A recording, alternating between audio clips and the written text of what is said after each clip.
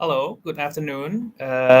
It's Ajahn Kiat Supayon here, and today we are proud to present the second YAMP Classical Guitar Forum hosted by the College of Music Mahidol University. And today we have very special guest from German, Prof. Alexander-Sergei Ramirez from Robert Schumann Hochschule in Düsseldorf. And the topic have it today with him is Alexander-Sergei Ramirez and world of classical guitar through his eye. Yes, please welcome Professor Alexander. Thank you very much. Hello. Thank you very much. Hello. I'm, Okay. You hear me I'm well, very right? happy. I can hear perfectly. Thank you. Okay. Thank you very much for the invitation. I'm very happy to be here. Unfortunately, I can't be in Thailand at the moment, but I'm greetings to everybody there and all the guitar lovers and all your students and friends. Thank you for the invitation. Well, very welcome. And we are very happy to have you here also. Yeah. Thank you. And from your wonderful video as the beginning, maybe like we like to know more about your musical background a little bit more. So maybe like some student here like to know more about you. Mm. Well, I was born a long time ago in Peru, South America. And I come from a very musical or artistic family, so that means that already my grandfather was a musicologist and violinist, and my grandmother was dancer. And from my mother's side and my father's side, also they played even guitar, was singing. My father is a very famous painter from Peru, Antonio Maro, and my mother also studied piano. My father was, beside of being painter, he also studied piano. All my brothers played piano and studied playing piano even, and also violin. I myself started with another instrument, with a violoncello. I was the only in the family who didn't practice or never played piano. I was studying cello when I started. I started when I was 6 or 7 years old, and my parents always hoped that I will become a famous cellist, but completely failed when I was 16 or 17, very late.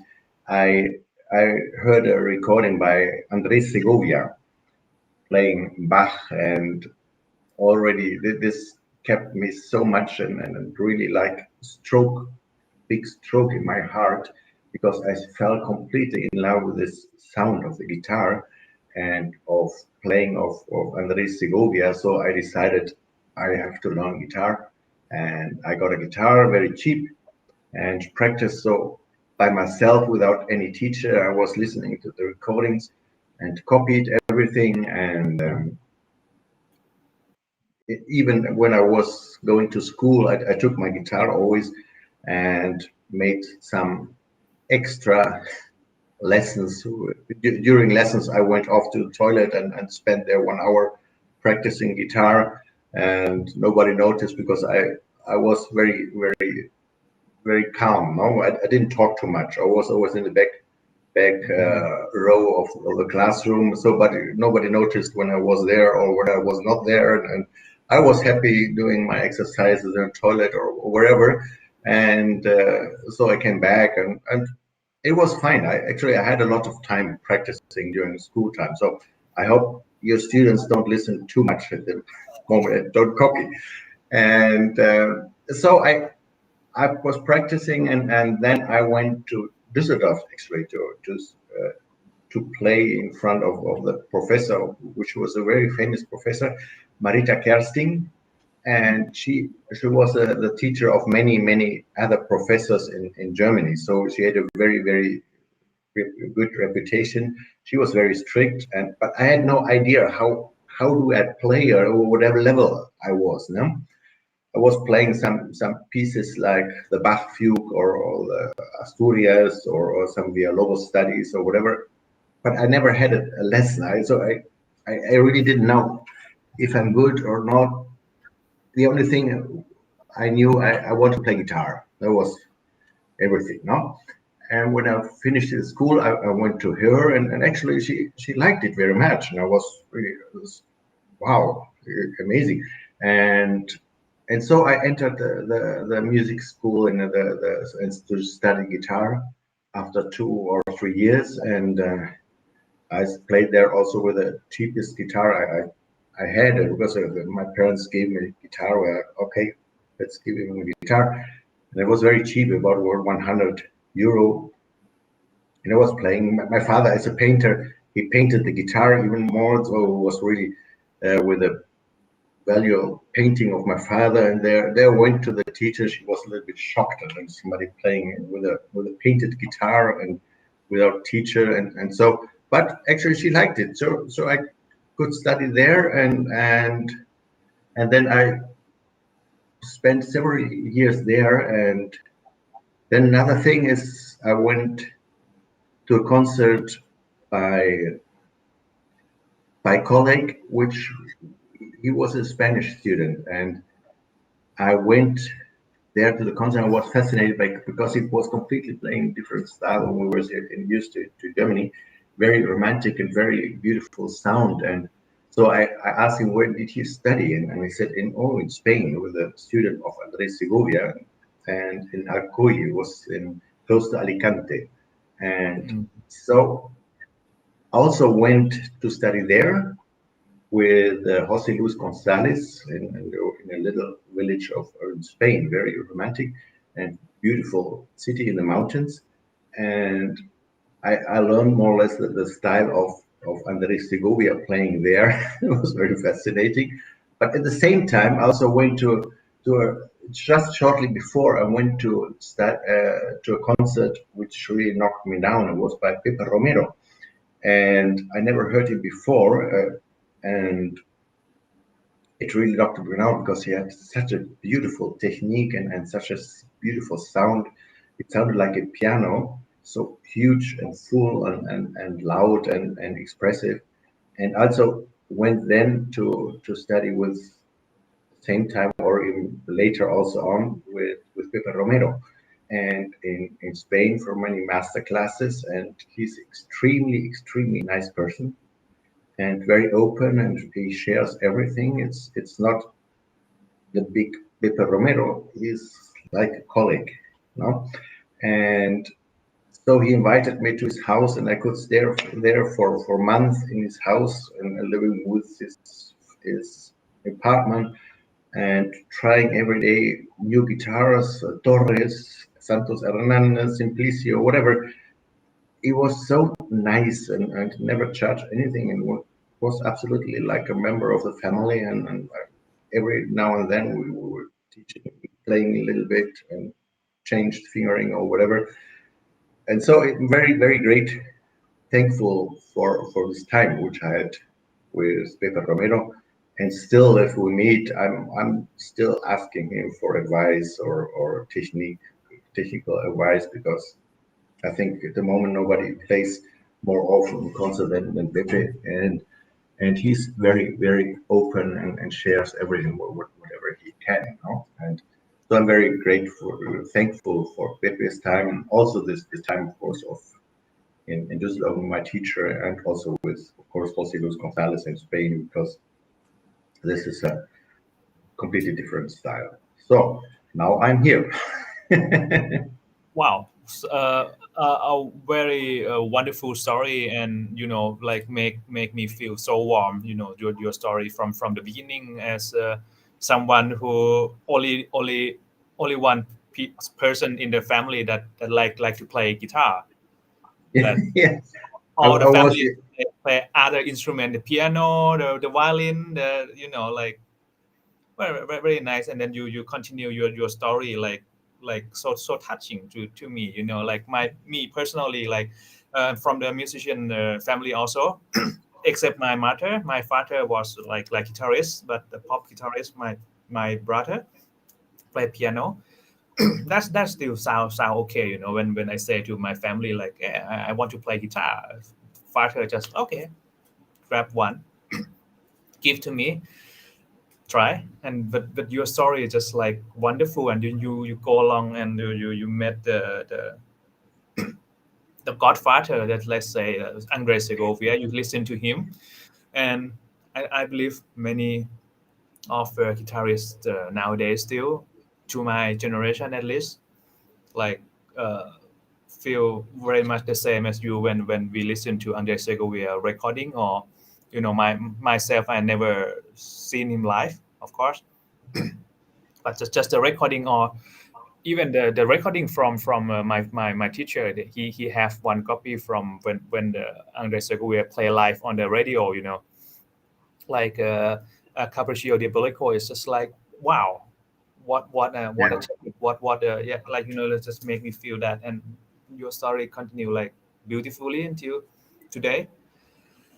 Very, very warm, very warm. No, I heard Segovia 3 or 4 times in concert, and it was really, it's like it was on like on the recording, and especially in the big halls, and the special sound was the piano, what he was playing, not the forte sound, but the piano, which really you could hear. Of course, being student, I had only money for the cheapest ticket. It was far away, and but there, the interesting thing was that you still could hear the pianissimo of the sound, and nobody was even. You had the impression that nobody in the audience even breathes. It didn't move, they didn't breathe, and you were sitting there, and but you could hear everything. It was really fascinating.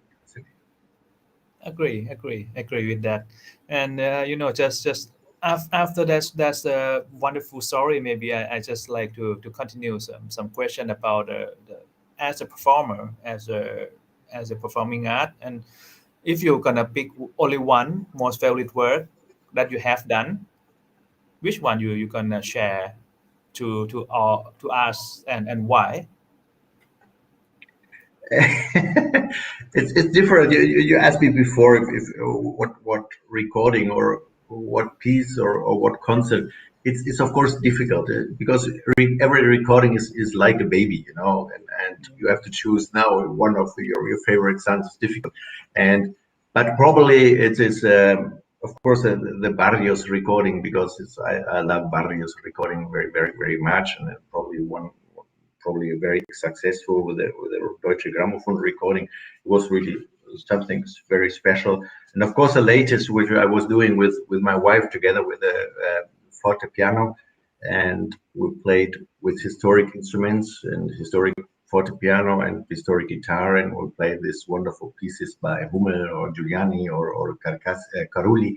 And also, this is something is probably very special because the sound mixture is just amazing. You never can hear the difference who is playing, and so, and I have to say very thanks to the sound engineer. He could really capture this impression of who really, nobody knows who's playing. It's not like guitar and violin or whatever, but it's like a big colorful instrument. And I think that's with my wife Sheila Arnold. It's really, I at the moment I would choose this one. Very, very and uh, interesting. and with the also with the pieces, I don't know which, for probably some Barrios or even I have made another recording for the Deutsche Grammophon, which is called Odyssey, and there are different pieces from different worlds, the different parts of the world, and different countries, and it's a voyage around the world. And probably I don't know, probably Sakura, which is really can doesn't sound any like guitar. It sounds like a Japanese instrument, the koto, and probably I think it's also very captured very very nicely in on the recording. No? So for the concert, it's also very very difficult to choose because of course Maybe, everybody. Huh? maybe just the one that you are like unforgettable. Maybe if it's difficult to pick the most favorite one, like the unforgettable, like something really special happened to the event, or something like Oh, that. You yeah, of course, every concert should be is special. No, we have always special surroundings, a special audience.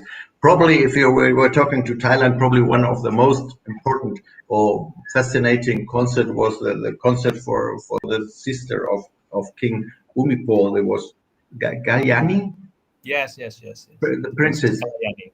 and probably it was very fascinating because it was the whole surrounding and the briefing before, don't do this, don't do this, don't do this, and please don't look at her and don't talk to her if you, unless.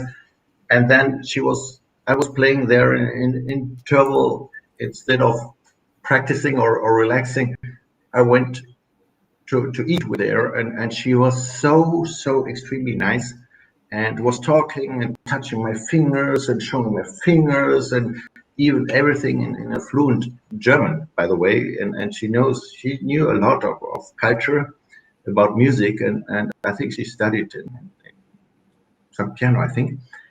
And it was very extremely nice because it was so she was so nice and normal. It was nothing with distance, just the opposite. You know, like old friends who were sitting there and talking. And I think it was the longest interval, about 1 hour ever made Oh, in the concert. It was really, I have a really very nice remembrance. And the next day I got huge, full of flowers. My whole hotel room was full of flowers from her. And so I think it was very special. I have very nice remembrance of Thailand and Bangkok. great, great. When was that? You remember exactly the year? I don't know exactly. It must have been late 90s, Mm. 1990s, the late 90s. So you all were not born yet. Oh, I already born in 84. I look a bit young, like Actually, I'm on the earth already, but like I was in the up country before, and from the very north of Thailand. I didn't move to Bangkok yet. That's why I miss your wonderful concert. We have to repeat. Yeah. Yeah. Maybe you can repeat it next year if you have like chance, everything allow. Okay, okay, and just like you after your wonderful story, wonderful experience, maybe like a little bit more in your personal, like how who is the most favorite musician for you, and to share, like if if he or she influence on your playing or on your knowledge, or like something like that, and how you learn from them, if it even like someone you never met before, or you just know by concert, something like that. I could spend now hours and hours, but probably at the moment which I'm listening to very much, and always used to listen to very much, is an instrumentalist who plays an instrument which is not actually not my favorite instrument, but it's the clarinet, and the player is Jora Feitman. Jora Feitman is klezmer player. He's a classical, but also plays a lot of klezmer, Jewish music, and he's so fascinating because with his instrument, he can tell stories. He's talking with the instrument. He's crying or laughing with the instrument, and it is really so interesting how he can treat an instrument which is not my favorite instrument, but in a way that always sounds different, and you can listen to it like somebody speaking or telling a story. And that's for me a very big instrument influence for also for me for as a guitar player, because uh, whatever you do on the guitar is or any instrument, that should it be. It should not be okay. I will play now perfect one piece by Soro, by piece by Giuliani. It's not interesting, no. But if you try to tell a story with the instrument and or imagine make people imagine something, that's should be our goal, no? So that's the reason why, for me, Jorah Feitman is one of the biggest influences for me as a musician. Hmm. One of our colleagues just messaged in the YouTube live, like he came to Thailand about 1998. Yeah, yes. One Oh, they have people remember you when you was here. Have people recognize you and remember the year that you were here. thank you, thank you. 1998. Nice, nice. Okay, Make it again, 2022. yeah, Make it whatever again. you are. Yeah. Okay. Okay. And uh, after that, maybe like share about your experience of as when you play the concert. Like the live performance. How you like personally prepare yourself. I mean, like different one have a different different way of preparing. Like me myself, I just 2 3 days before the concert, I just stop playing, and the day of the concert, I start practicing again, something like that, and to make make the mental health a little bit less stress, and the muscle of the left hand, right hand a little bit relaxed. And what about you? How you prepare for your live performance when Of you course, it starts very early now. If you're really ready with pieces, I always tend to have old pieces and probably one or two new pieces. It's very difficult to start the whole program with all new pieces or so. I always have old pieces stand and then probably with one, two, three new pieces. Um, for me, very important also with my students is to practice performing. That's mean that I really do in front of my family, which is the most difficult audience, my daughter and my wife, because they know, of course, every note backwards and forwards. But we really do a date, tomorrow at 8 o'clock I'm playing, and and it's like a concert. And then it's very difficult. And my daughter always, when she was 5 or 6 years old, and Papa, you made a mistake in this piece. Papa, you made a mistake there, and then, Papa, you they, made a mistake there. they So criticize it's you, right? very the very very honest and very critic, very good critic. And my wife also, of course, also. So if I survive this private concerts, I already feel well prepared to play in front of wherever, because it's then they're more gentle to me, and then they don't criticize too much, or it's too late. And so this is something which I need really to do. I don't go on stage without having played in front of my wife or my daughter. This is no go, no, because then I really feel stressed. And then now, then it's much better. A few days before, of course, then also I need to the imagination of playing, how I play the left hand, how I play the right hand, without practicing on the guitar. It's just I can go for a walk and imagine the pieces in looking at my left hand without the guitar. It's just in my mind, and also the fingerings, and so it's the mental preparation of the pieces. No, it's not with the guitar. I think we tend to practice too much on the guitar. We should probably get more mental practice to imagine, okay, now I'm going this and play this, and I want to imagine this sound, I want to get this sound, and this speed and this movement, and it helps a lot. And this is also which I have to do during practice. And then I'm shortly before the concert, I repeat it, and then a little concert in front of my family, and then it's most time that's it. Of course, then 1 or 2 days before, trying to get rid of everything work you have to do as a normal person. Because this is the most difficult part, because life goes on. You have to teach, this person is calling, and you have to do this, and that's difficult. And then, of course, sometimes you're lucky when you're on stage. You say, okay, no phone, no work, no computer. I can just play guitar now, and I can focus on the guitar. Sometimes it's like that. It's not like you can practice. Your life is going around the concert. Sometimes it's just the opposite, unfortunately.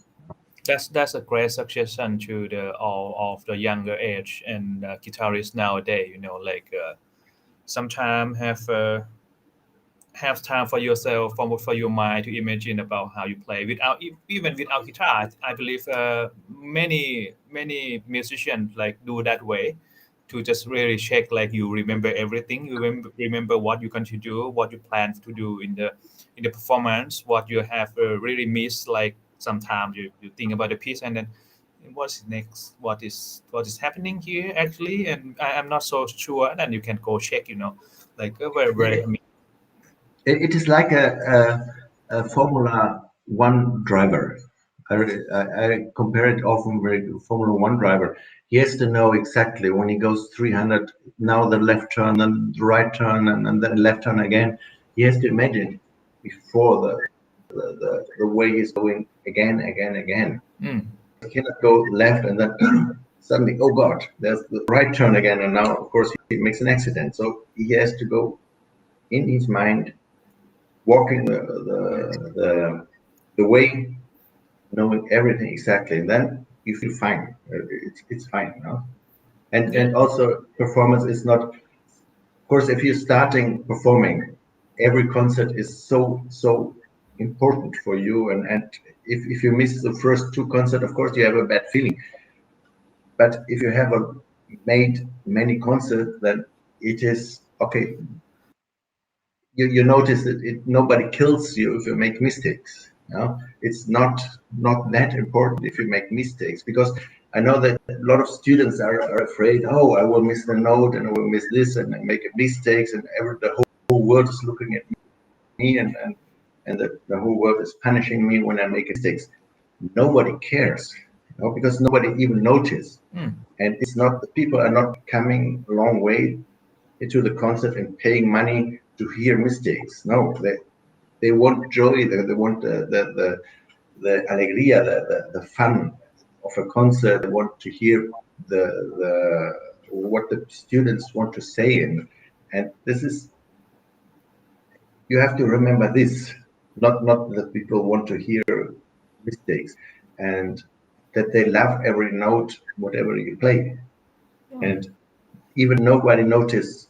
I know that a lot of people, if they only feel not sure, they have the feeling of making a mistake, but it's not that. If you really, everybody notices the mistake, it's a really big mistake, but who cares? I heard a lot of Pepe Romero, David Russell, Barrueco.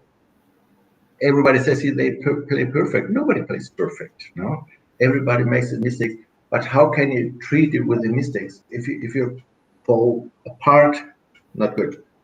Make a mistake. Okay, who cares? It's not important. I show you how beautiful the whole piece is. So I make a mistake. Great. I mean, that's a wonderful suggestion to any musician. Not gonna kill you if you're gonna fuck up one time or two time or twice, three time. Everyone have fuck up on the stage. In the life. I mean, I did many times, but the most important thing is that you continue, you go on, and you just let it go. It's just nature of life. I mean, if even not only the music, it's life. Like no one gonna no one gonna kill you. You play miss two note, three note. You skip and then you skip to play next part. That's great. I mean, you miss and then you continue. You know, like and just love the way you you talk about how to do the live performance. Maybe I continue smoothly to the philosophy of your teaching. This is probably you taught this to your current student a lot. Maybe like share more about the philosophy of your teaching. Like what you always teach your student to do. What you always like I probably assume, like not assume, I'm sure like you learn so well, your professor trained you so well, and you like to pass on to the next generation. What's your philosophy of teaching?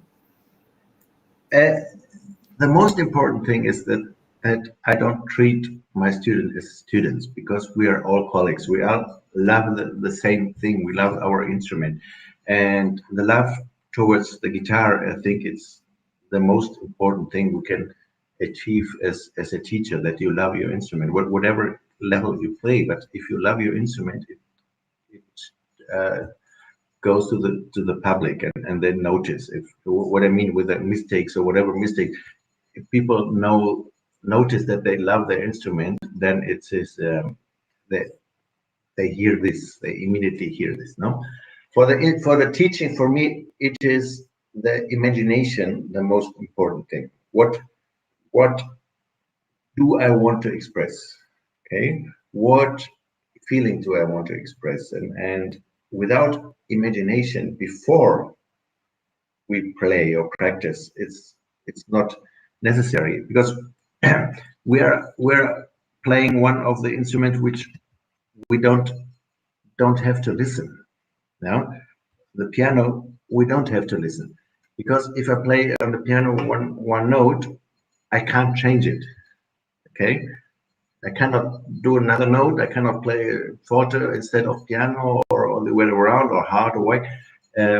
It's the same with the guitar. If I played a note, it is already gone. So what we need is to imagine before we're playing a note, what kind of note do I want to play, and so our imagination have to be very, very, very important. It's very important. Yeah, it is like we are talking now, and for example, my phone is ringing or whatever, and I'm talking to you, looking here on the desk, my phone. I don't have to look, because I know how the feeling of the phone is. No, and I don't have to. Oh, no, this is not my phone. Oh, this is not. No, this is a piece of paper, not my phone. Of course, I know how I feel the phone. Now, I don't have to look at it. Oh, here's my phone. Okay, so it's the same with the music. If I imagine what a kind of sound I want, a beautiful sound or a hard sound, or all this timbre, or this articulation, I know it before. I have to know the guitar before, and then I can do it. Okay, and also this is very, very important for me. What do they want to express? What do you want to practice? It's not to repeat and repeat and repeat, but what are you focusing on repeating? What is the main goal? What do you want to improve now? Not practicing. Oh, I'm practicing. I have 5 hours practicing. It's not the point. The point is to know what you want to improve, and then improve it. No, and also whatever you want to practice, express with a piece, what kind of sound. This is something you can practice without the guitar. That's the advantage. No, you can go walking, you can go by the bus, or you can go by the car, and imagine, what do I want to express, and you can save a lot of practicing time and fingernails or whatever, doing this without the guitar. And then the guitar, of course, you have to know guitar playing. No, and but this is probably for me, it's one of the most important things in teaching. It took a long time, because of course when I was young, I was also practicing hours and hours and hours and hours, and then my wife came and said, what are you practicing? And I have to repeat it. Why? What is your goal? And I said, well, I have to repeat it. So like students very often do, but then I started to think, yeah, she's right. What do I want to improve this time? And so it is much more focused, the practicing and the teaching, than before. Okay, and you save a lot of time, because at the end, as student, you have a lot of time, but later, when you're in normal life, you have no time anymore. You have to really focus on practicing your piece in a couple of days or a couple of weeks, and you have not time for 1 year or so. No? Also very important for me is to know that it sounds strange, but that you play guitar, and not a lot of people I hear that they want to imitate the piano. They want to play like pianist, very clean, very, very, but it's, for me, it's not the guitar. It's the guitar had its own advantages. And like the vibrato, the colors, different type of articulation, the glissando, whatever. That's our thing with the guitar that has no piano, you know. And the pianists themselves, they want to imitate singers or orchestras, but many guitarists want to imitate piano. So it's not very useful. But we can imagine try to imitate immediately the singing and the orchestra without going around the piano, no? And so for me, so the vibrato, for example, is extremely important, or the colors of the guitar extremely important. The glissando, which if you listen to other instruments, also to very important other to learn techniques of different instruments. For me, the work was very important. I was playing for about 10 years the violoncello for the vibrato, the glissando, or the producing of the sound. I learned a lot by playing cello, and so I tell my students, just listen to instruments, to other instruments, learn the basic techniques of the trumpet or the violin or violoncello, just to have a better imagination. What do you want to express, right? And if you learn this, and for me, it's very important, as I said, the use of vibrato. How will you use the vibrato? Not stiff or whatever, but really like a cellist, you know, or like a violinist. The colors of the instrument, like the orchestra, and the glissandi. If you listen to violinists, they always, or singers, they always use glissandi. You know, that's normal. Although the distance of the interval, if you have a small interval or have a large interval, you need more time. You can easily go with the guitar on one to the other string, but it's very mechanic. But if you really sing it, you need much more time for the interval of octave than only one to the other tests. And so if you imagine this, it's very different. So singing quality of the guitar, it's what I love about the clarinetist Joda Feitman. For me, is so important. Okay, just like you suggest, like from your point of view as a teacher, like number one is like imagination, right? Two, maybe set a goal, what you like to practice, what you like to do for this time, what you like to develop for this today practicing, like two section, two hour each, what you like to approach, what you like to do, what you like to be done today. And the last thing maybe like let's I don't know, I call it wrong or not, but it's like a guitaristic of guitar character, make the most out of it, something like that. Or you like to correct some short word like in conclusion. To show the beauty of the guitar, to the advantages of the guitar, which other instruments have not. It's like Charles Darwin, you know, Darwin, the the the the animal which has more power or is more better equipped for the world, it will survive. But if we want to fight or like the level like a piano is better. So they will win, you know. I know Okay. it from my family.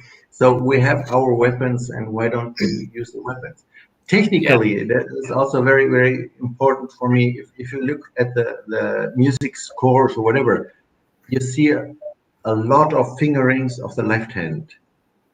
But for me, very important, the right hand, because the right hand makes the dynamic, the colors, and the fluence of the music.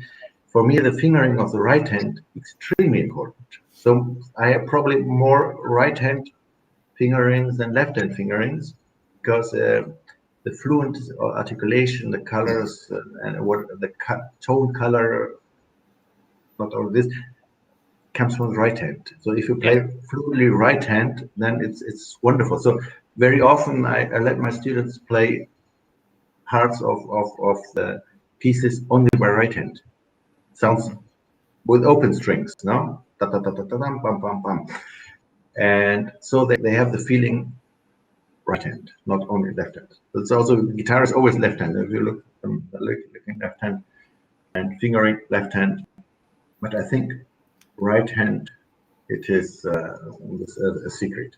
Huh? Yeah. Agree very much because like I also teach some small kid, and then small kids just most of the time they don't care the right hand. It's just whatever what finger ever is not in use, they just use that one, and the next time is different, and the third time is Yeah, also a different fingering. exactly. Yeah. That's and actually the right hand is the hand that make a sound like Yes. Yes. Yes. 95%. Yeah, Yes. great. Yes. And I just really love your idea of focusing on the right hand. And But we and by I the way, have it was.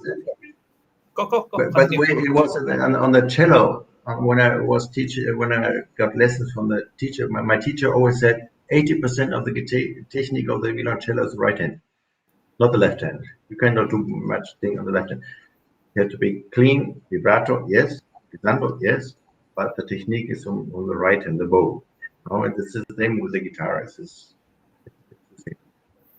We have some message in YouTube live also. Hi, Professor Ramirez. I really wonder, as a professional musician, how you find your own musical identity and how to portray yourself through the music.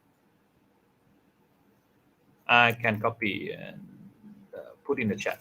Yeah, you can read in the private chat there if it's not uh, clear enough the question. Yeah, I think what I said before, just live much more with the music. Whatever you want to express is not the point. No composer really wants a boring thing. But if your personal life you get older, then of course you put your personal experience of grief, of joy, of happiness, or whatever into the music. No, and of course you're getting older, you have more experience in being in sad situation or funny situation or lucky situation, and this combined with the pieces you're playing, then normally you everybody. That's not me only, but every if you're getting older, your way of looking at the music or playing is getting different because your life you have more experience in life now. So this is normal. This is not only me, but everybody. Kong, you would also probably say the same that you play different than before. No? And so, of course, your identity of comes together, no? And of being from South America, and of course, and half German, uh, also influence your way of playing, or if you travel, everything, whatever it is, having a nice cup of coffee in the morning. Thank you. Also, it's nice. Wow, I feel now different than before, no? And so it whatever it takes, and don't play pieces over and over again the same. Cannot play the same way. It's always different, no? Okay. Okay. Very nice. And like time flies so fast. It's already 4:45, and then maybe like, uh, I like to have a very important question to you. It's about how you gonna give a suggestion or recommendation to the younger guitarist to survive and to have a good career path in the future from your perspective. You pass to the career path from so long, like you see a lot. You see uh, guitar society in Europe, in South America, in Asia, and you have taught so many generation of guitarists, and I believe like most of them successful in their career path. Maybe you please share about like how to give you like I like you to give a suggestion to the younger generation guitarists to you know like develop the career path of themselves. Yeah, I think that the most, as I showed before, love your instrument, love whatever you're doing. We're privileged to to uh, to to share our life with the instrument, with something we love. It's not like being in an office or whatever, which I really don't care. It's something which we are really privileged that we can afford it now, because most people, they have to work for a living and cannot spend times, hours and hours with the instrument. Very important is for me is always to tell. I'm telling my student that you have to be open. Everybody wants like a picture, you know. It's called like a puzzle, you know, puzzle. Jigsaw. Jigsaw. Yes. Yeah. The music business is like a big jigsaw, and everybody wants to be the piece in the center, the most beautiful piece in the center of being the performer or whatever. But with a little piece lacking on the side or on the side in the corner, the picture is not complete, right? So we need all parts of professionals combined with the instrument. All parts are important. It's not only the piece in the middle is important. No, the piece in the corner also very important. Without the picture is not complete. So I'm talking not only about the instrumentalist, the concert player, which are in the center, but we also need somebody, fantastic teachers. We need, without fantastic teachers, the world of the music or the guitar doesn't work. Teachers on different levels, on levels which are focused on children, which is so important, and then the intermediate level, and then probably the more advanced level, and this is different. Then we need the publisher who gets the music printed, or somebody research. Uh, Without research, we would always play the old pieces. But now, for example, the research, we have the beautiful things with the guitar. Johann Caspar Merz, when I was growing, studying, nobody knew Caspar Merz, nobody knew Coste, nobody knew Regondi. Now suddenly the researcher were looking and finding new original repertoire, which is fantastic. But without these pieces, without this piece of a researcher, the picture of the music world of the guitars wouldn't be as colorful and fantastic as it now, or the big as it is now. Yeah, and or people who are focused on doing transcription. No, that's also a skill which not everybody can do. We need organizer for festivals that we can publish, can show to the audience the the beauty of our instrument. We need organizer in every city for concerts. We need somebody working for television, for radio, who love guitar, who know about the guitar, who know how to publish guitar. So whatever, if you want to be guitarist, be open. It's not only, that's not the only way, but all different ways what I'm telling about also important for the guitar. Yeah, I remember that a lot of people like Matania or Fee, for example, very important for the instrument, or the Vidal, Robert Vidal in Paris in the late 80s or 90s, who organized the big festival in Paris, the big concours guitar competition in Paris. Very important. Of course, he studied guitar, but went to another direction because he think, okay, my power is needed there, and so being a guitarist doesn't mean only playing concert. The other thing is also very important, and all my respect to all the teachers in the world who teach for little children, and all the respect for me to the people who research for new music for the guitar, or doing television shows or whatever. It is everything important. So, but if you just focus on being the big star in the guitar scene, and you will fail, you get probably depressed, or you feel like having failed your profession. It's not, because every field is important. So it is I tell my students, be open, be open, be open. No, and if you want to be guitarist and you break your fingers, still there are many ways or you have problem with your hand. It's still open the big field of our beloved instrument. No, and we are not yet finished with the development of the guitar. It's still a lot of things we found, and still to prove a lot or to get more known the guitar, because of the guitar world at the moment it's very closed. We have a lot of festivals, but what we need for example, our next step is to get out of this closed family, let's say, and get more involved into the guitar or in the concert societies or concert series together with pianists, violinists, or whatever. So that's my advice. Be open. Let's look what's going to happen. Everything is important, and just keep your love towards the most fantastic instrument which exists, the classic guitar. Yeah, just your suggestion is love what you do and be open.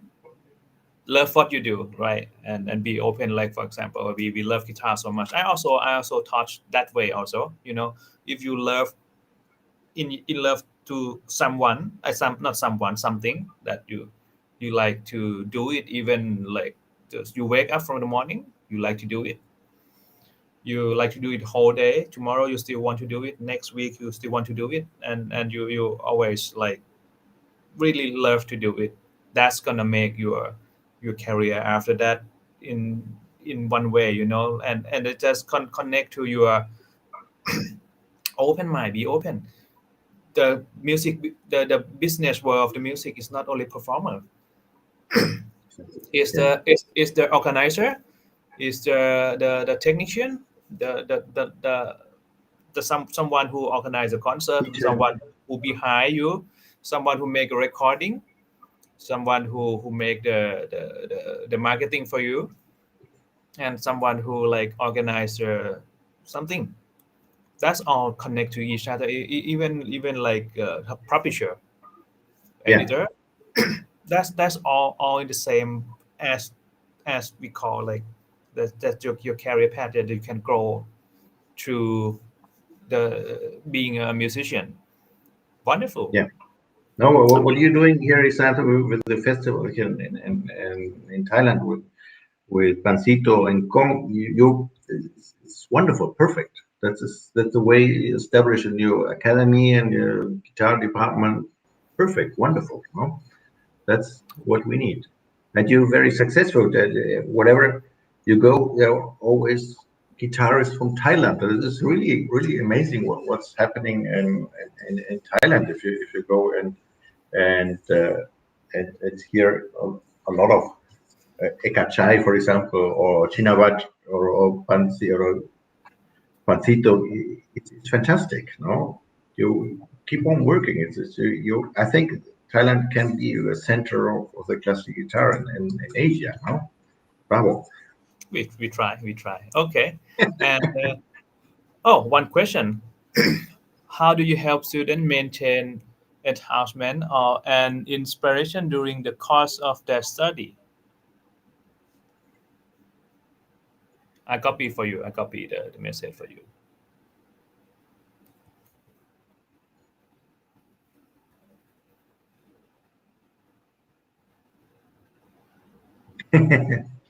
A good question.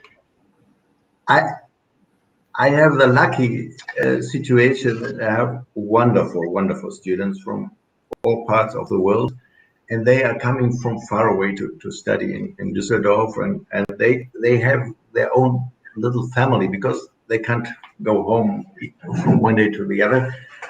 Actually, I have only one German student. No, all the other coming from all over the world, and they have a little family. And the thing is, they always love the guitar. Everybody helps the other one.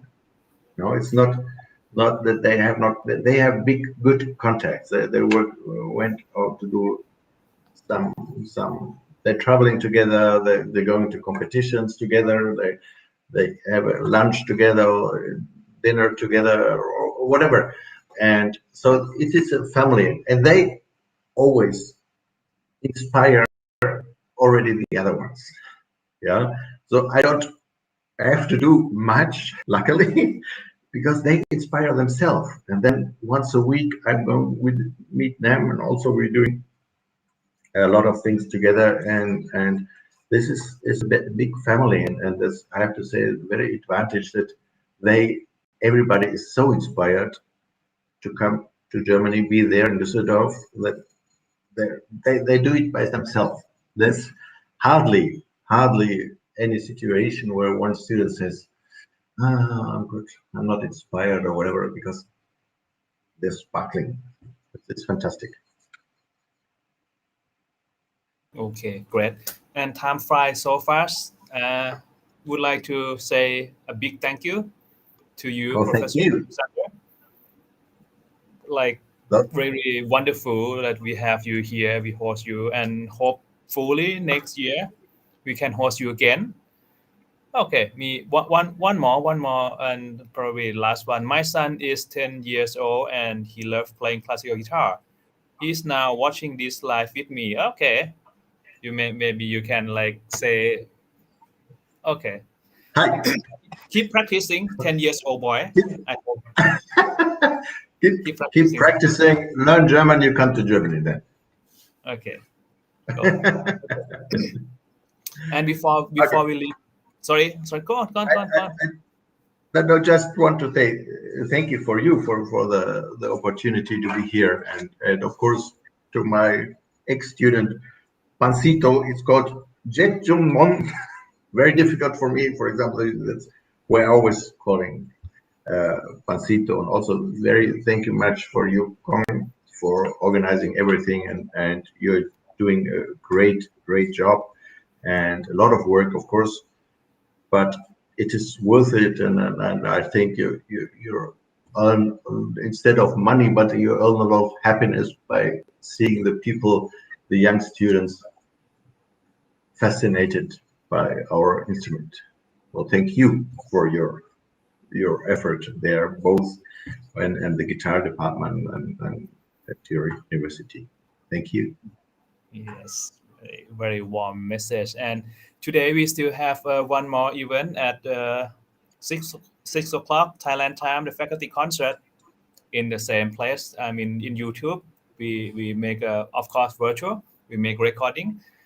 We're gonna premiere in 1 hour. And today I like to say thank you to our lovely sponsor.